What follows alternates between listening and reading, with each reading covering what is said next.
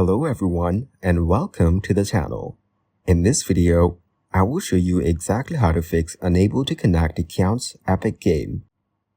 If you see the Unable to Connect Accounts error on Epic Games, it means your console account is already linked to another Epic account. This can happen if you log in to the wrong console account. First, try signing in using the Sign In with Epic Games option instead of the console login. If this doesn't work, open the Epic Games account sign-in page in an incognito browser, select your console type, and log in using your console credentials.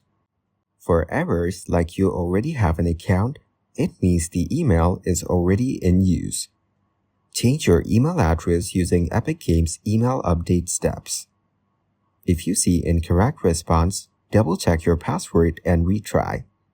For there was an error logging you in, disconnect from any VPNs or proxies, sign in to your platform's website, then return to the Epic Games site and log in again.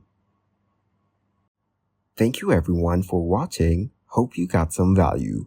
Make sure to like the video and subscribe to our channel. Leave a comment down below. See you in the next one.